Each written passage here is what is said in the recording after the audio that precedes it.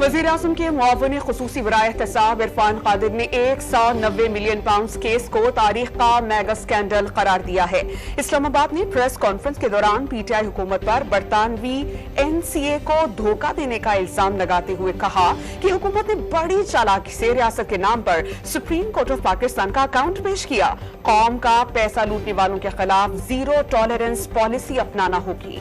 190 million pound scam कह लें, Al-Qadir trust case कह लें, उस वक्त की हुकूमत पाकिस्तान ने नेशनल क्राइम एजेंसी के सामने एक कॉन्फिडेंशियलिटी एग्रीमेंट पेश कर दिया और उन पे भी धूल झोंकी, उनको ये इंप्रेशन दिया कि ये पैसा जो है अब ये हुकूमत पाकिस्तान यानी रियासत पाकिस्तान को मिलेगा और ये हम रियासत पाकिस्तान को देंगे, और बड़ी चालाकी से बीच में जिक्र कर दिया सुप्रीम कोर्ट के अकाउंट का।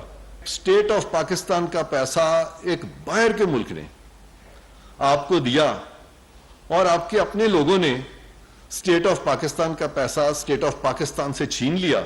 हमें जीरो टॉलरेंस रखनी है उन अनासर की तरफ जो कि कौम का पैसा लूट लेते हैं। स्टार न्यूज़, जियो पाकिस्तान के लिए।